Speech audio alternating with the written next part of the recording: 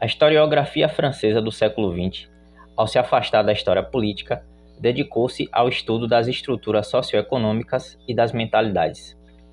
Ela influenciou grande parte da história no Ocidente.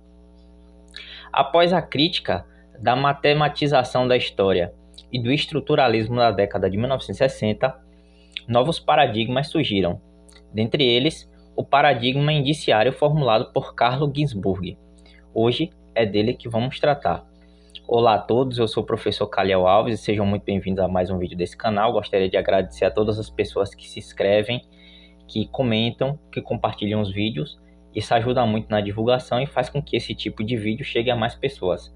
Gostaria de agradecer a todos vocês. Inclusive, nesse canal nós temos uma playlist, né? História e Cultura Pop. Tem um vídeo lá sobre Naruto e a geopolítica, Cavaleiros do Zodíaco e os mitos. Tem outro vídeo também sobre The Gray Man e o ofício do historiador. Eu recomendo que vocês assistam esses vídeos. Eu tento trazer, né, a cultura pop e dar uma análise das ciências humanas para essas obras. Gostaria de agradecer também se vocês pudessem ir lá nessa playlist e assistir esses vídeos. Carlo Ginzburg é um dos historiadores mais celebrados da historiografia do século XX e XXI. Quem já leu uma de suas obras sente um enorme prazer em desvendar, página a página, os fatos históricos que ele aborda. Ele nasceu em Turim, em 1939, numa família judaica, família essa que contava com muitos intelectuais, tanto do lado paterno quanto do lado materno, e ele se formou em História na Escola Normal Superiore de Pisa. Uma das coisas que chama a atenção dos leitores de Ginzburg é o caráter literário de sua narrativa histórica. Ele consegue reunir em suas obras o estilo da prosa literária sem descuidar das exigências teórico-metodológicas, o que muitas vezes é muito difícil, né? Porque o historiador muitas vezes ele está preocupado com o método historiográfico e resolver, né, os problemas teórico-metodológicos da sua escrita, e esquece também que o texto vai ser lido por pessoas, né, e não por robôs. As pessoas também precisam sentir prazer quando lê o seu texto. Isso é muito difícil de equilibrar. Ginzburg faz isso com excelência. Essa influência da literatura em sua escrita provém de sua fascinação por ela. Em uma entrevista publicada na revista Estudos Históricos, ele descreve, abro aspas, "Quando eu era criança, sonhava em ser escritor, o que era até previsível, já que minha mãe escrevia. Depois pensei em ser pintor. Pintei na adolescência, cheguei a estudar um pouco de pintura, mas num determinado momento percebi que não era pintor. E o curioso é que tanto a literatura como a pintura têm a ver com o que eu faço hoje. Existe uma dimensão literária no trabalho do historiador, e tenho muita consciência desse elemento." Fecho aspas. Ao frequentar os seminários de Pisa, seu desejo era tratar da história da literatura, mas após conhecer o historiador Délio Cantimori, sofreu uma grande influência e decidiu escrever uma dissertação em história. Então ele foi acompanhando esse autor, né, que era muito exigente na questão dos métodos, muito rigoroso. Ele pedia que os alunos lessem alemão, e era Cantimori era muito influente. Outra influência em sua carreira foi o medievalista Arsênio Frugoni. Ele havia escrito um livro sobre a Inquisição. Arsênio já era mais medievalista, tanto é que ele foi uma das pessoas que mais incentivou Ginzburg a ir para o campo da história mesmo, da historiografia, né? Não mais da história da literatura. Inclusive, ele convenceu Ginzburg a ler Benedetto Croce. Benedetto Croce era um historiador italiano, que também era político, tinha uma visão assim bem apurada da história, bem erudita, inclusive. E a partir disso, né, desse tanto de Frugoni quanto de Cantimori, o nosso Carlo Ginzburg, ele decidiu fazer história. Então você vê aí que as influências intrapessoais, ou seja, as influências que a gente carrega como pessoa desde a nossa infância, por exemplo, na família de de Ginsburg tinha pessoas que eram intelectuais, professores, escritores, a mãe dele era uma romancista, e interpessoais, ou seja, as relações que a gente vai construindo com as pessoas ao longo da nossa vida, nossos professores, nossos colegas de classe, as universidades que a gente frequenta, os seminários que a gente vai, tudo isso influencia a gente, inclusive nossas aptidões pessoais, né? A literatura, por exemplo, a pintura. Eu me identifico um pouco com Ginsburg porque eu também sou escritor, não sei se vocês sabem. Eu escrevo 2 web novels, né? E eu consigo traduzir essas web novels hoje com todos os recursos tecnológicos que a gente tem. Eu publico na Royal Road, que é The Last Song of the Ancestors, e Michi Hesen no Nagai Koshin na Seosetsu. Essa última é em japonês. Mas, enfim, é um jabá que eu tô fazendo aqui. Tá gostando do vídeo até aqui, pessoal? Se inscreva no canal, curta, comente, compartilhe para ajudar na divulgação. Eu sempre reforço esse ponto, todo vídeo. É muito importante que vocês façam isso. Ajuda a divulgar o canal para mais pessoas. Tem um monte de gente aqui que é estudante de história, de outras ciências sociais, gente que está no ensino médio, gente que está no EJA. Ajuda muito, eu garanto para vocês. Uma de suas obras mais relevantes é a coletânea Mitos, Emblemas, Sinais, Morfologia e História, cujo artigo Sinais, Raízes de um Paradigma Indiciário é tema de análise desse vídeo. Mas antes é preciso dizer o que é paradigma. Nas ciências, ele é um tipo de modelo ou padrão de produção de conhecimento. Quando a gente fala de conhecimento, está falando de conhecimento científico, racional, sistemático, indutivo, dedutivo ou hipotético dedutivo, que é nascido de uma pesquisa, de um processo de investigação, que pode ou não chegar aos resultados, né? Tem pesquisa, por exemplo, que você realiza, mas não legitima, né, a hipótese inicial, e aí você recomeça a fazer a pesquisa, ou de repente desenvolve uma contra-pesquisa para poder ver aonde é que aquela outra pesquisa primária estava errando. E o conhecimento científico ele é diferente, por exemplo, do conhecimento teológico, porque o conhecimento teológico ele parte de uma verdade que já está estabelecida, e no caso do conhecimento filosófico ele não tem a pretensão, por exemplo, de verificação, diferente da ciência. Então, o conhecimento filosófico ele é racional e sistemático, mas ele não pressupõe, por exemplo, um processo de verificação. O sistema filosófico não é feito para isso, né? É feito para ser aplicado, não verificado. Para Ginsburg, no final do século XIX, surgiu um novo paradigma científico. Para chegar a essas conclusões, ele usa referências da arte, da literatura e da medicina. Aqui o autor demonstra as suas influências do universo da pintura nos seus estudos. Entre 1874 e 1876, alguns ensaios sobre pintura italiana, assinados por um russo chamado Ivan Limoliev, foram publicados. Traduzidos para o alemão por Johannes Schwarz. Ambas as figuras eram conhecidas do circuito italiano de arte. Anos depois, foi descoberto que tanto um quanto o outro eram heterônimos de Giovanni Morelli, que era médico. O que ficou conhecido como método moreliano criticava o método de catalogação e atribuição de autoria aos quadros antigos.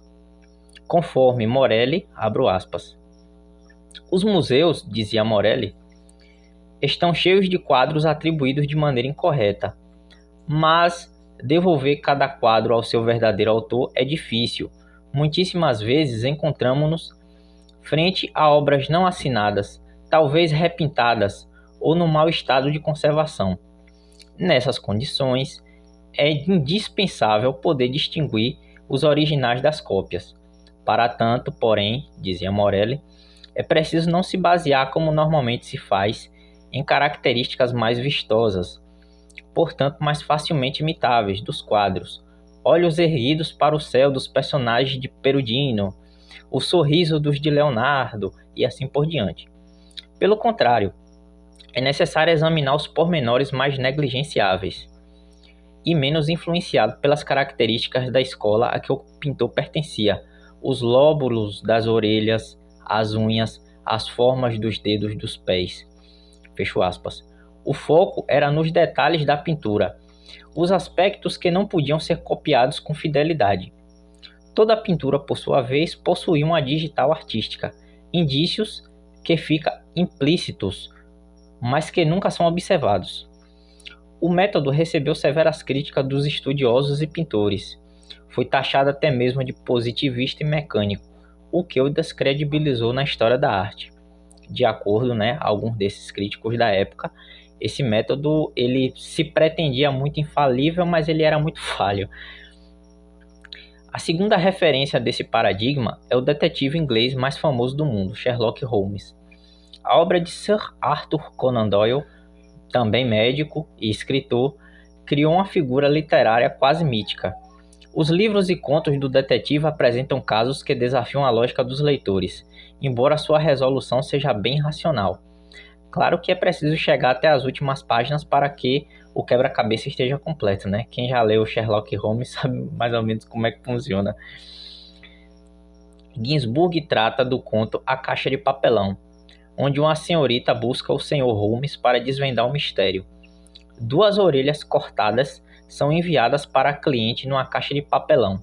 Ao observar as orelhas mutiladas e as orelhas da cliente, ele inferiu que a vítima era parenta, da pessoa agredida. E aí ele estabelece que é uma mulher. Mais uma vez, são as particularidades que expressam o sentido, não o todo. A influência de Morelli também pode ser sentida na psicanálise. Sigmund Freud, em seu ensaio Moisés de Michelangelo, descreveu o trabalho de atribuição de pintura semelhante à psicanálise, conforme descrito pelo próprio Freud. Em um rigoroso exercício de datação, Ginsburg estabeleceu 2 momentos onde Freud entrou em contato com a obra de Morelli. A primeira em 1895 e a segunda em 1898. Ginsburg infere os resultados desse encontro, abro aspas. Mas o que pôde representar para Freud a leitura dos ensaios de Morelli? É o próprio Freud a indiciá-lo.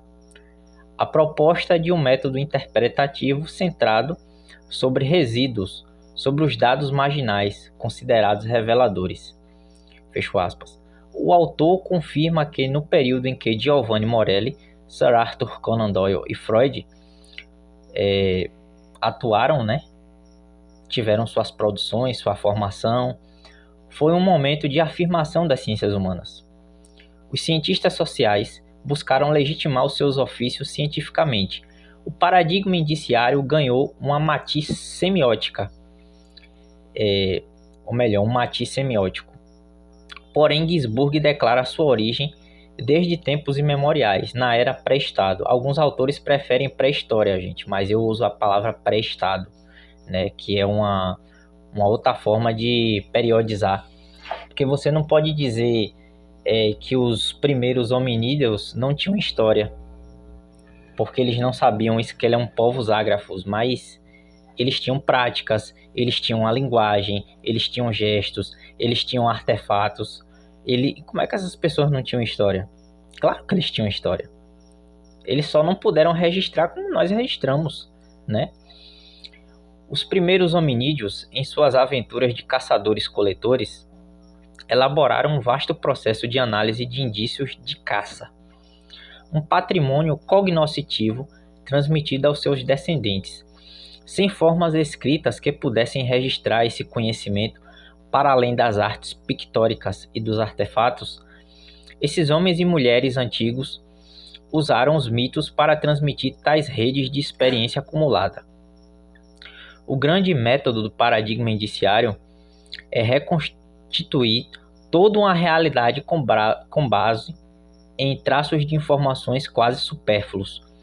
A narrativa é um fator importante nesse processo. Ela reordena a cadeia de eventos de modo inteligível. Para sua efetivação, é precisa a interpretação dos eventos, o que motivou, por exemplo, o surgimento da jurisprudência e da medicina. Nesse quesito, o paradigma indiciário aumenta muito seu escopo. Ou seja, o paradigma indiciário ele não é só usado dentro das ciências humanas, né? Ele abrange várias categorias de saberes e disciplinas e ciências. O historiador italiano define um grupo de disciplinas indiciárias da qual a história faz parte. Diferente das ciências naturais, que buscam quantificar e estabelecer leis gerais para a reprodução e controle dos fenômenos da natureza, a história é mais ideográfica. Busca o que de singular existe em seus objetos.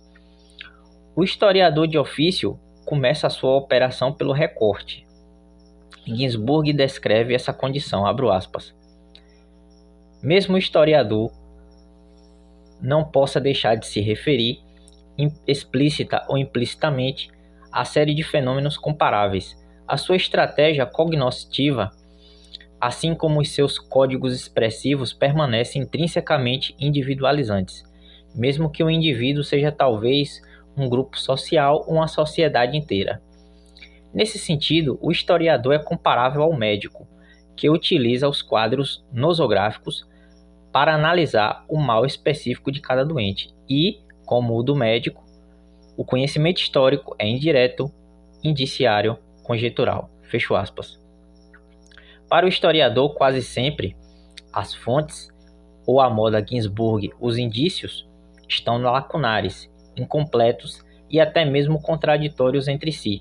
É exigido do pesquisador um alto grau de acuidade analítica, além do rigor do método historiográfico, a confrontação de documentos, a comparação de eventos homônimos, a quantificação, a seriação dos dados e a interdisciplinaridade foram alguns dos recursos criados para contornar essa condição imanente da oficina do historiador. Então, o métier do historiador geralmente tem muitas ferramentas, porém essas ferramentas quase sempre não servem para dar conta dos nossos objetos, né? Então a gente tem que usar outras ferramentas, aplicar outras ferramentas para poder a gente chegar, né, a resolver os nossas problematizações. O historiador definiu essas diferenças, abro aspas. Nesse ponto, abriam-se duas vias. Ou sacrificar o conhecimento do elemento individual à generalização, ou seja, tornar as ciências humanas mais nomotéticas, né? Fazer com que as ciências humanas adquirissem esse poder de estabelecer leis gerais para os fenômenos, ou procurar elaborar, talvez a apalpar delas, um paradigma diferente, fundado no conhecimento científico do individual. A primeira via foi percorrida pelas ciências naturais, e só muito tempo depois pelas ciências humanas. O motivo é evidente: a tendência a apagar os traços individuais de um objeto é diretamente proporcional à distância emocional do observador. A busca da singularidade e a busca pela lei geral dos fenômenos demarcou a fronteira entre as ciências naturais e as ciências humanas. Mas o autor adverte: o conhecimento individualizante pode ser antropocêntrico e ou etnocêntrico, etc. Ele recorre à distinção, o que pode gerar hierarquias onde só existem diferenças. As ciências humanas permaneceram qualitativas a despeito de suas inovações, o que foi um solo fecundo para que fosse instrumentalizada por grupos sociais, estados-nações. O filósofo alemão Georg Wilhelm Friedrich Hegel, em um de seus livros, qualificou os povos africanos como mais baixos que os vegetais. Os naturalistas franceses criaram hierarquias raciais, o que foi reaproveitado no darwinismo social anos depois. Muitas teorias das ciências sociais utilizaram argumentos eugenistas para justificar os seus posicionamentos. A colonização e os movimentos de extrema-direita se aproveitaram bem deles, ou seja, dessas teorias, né, e desses autores que se utilizavam dessas explicações que geralmente eram preconceituosas, racialistas, para poder justificar os processos de colonização, imperialismo, subjugação do homem pelo homem. Antes que a escrita tomasse o lugar da oralidade, dos gestos e dos artefatos, o conhecimento era transmitido pelas idiosincrasias. impossíveis de serem formalizadas em um manual. A praxis era a palavra de ordem, ou seja, saber fazer. A escrita tentou padronizar o que só existia enquanto prática. Como definiu Ginzburg, abro aspas, quando as causas não são reproduzíveis, só resta inferi-las pelo seu efeito, fecho aspas. Cada sociedade criou seus métodos de distinção de componentes, variam na história pelas demandas socioculturais. O século XIX, com os avanços tecnológicos e a consolidação do capitalismo, acentuou essa urgência. O autor exemplifica como o direito introduziu métodos, de identificação e análise processual. Os registros policiais e os métodos antropométricos são herança desse período histórico. O historiador italiano determina a condição para exercício do paradigma indiciário. Abro aspas. Ninguém aprende o ofício de conhecedor ou de diagnosticador limitando-se a pôr em prática regras pré-existentes. Nesse tipo de conhecimento entram em jogo, disse normalmente, elementos imponderáveis, faro, golpe de vista, intuição. Fecho aspas. Desse ponto de vista, é possível estabelecer certo apelo ao acaso no paradigma indiciário. Mas, de fato, a forma dele é a prática, não um conjunto de regras dicionarizado. Não é uma fonte de poder sobrenatural e ininteligível. É fator de experiência acumulado por homens e mulheres do mundo todo e de diversas épocas. A opacidade do mundo não sobrevive à análise de seus indícios. Então, para quem ficou até aqui, pessoal, deixa um like, comente, compartilhe o vídeo, assistam lá a playlist História e Cultura Pop. Tenho certeza que vocês vão gostar. Deixem também comentários, de temas que vocês gostariam de ver aqui, autores que vocês gostariam de ver aqui também.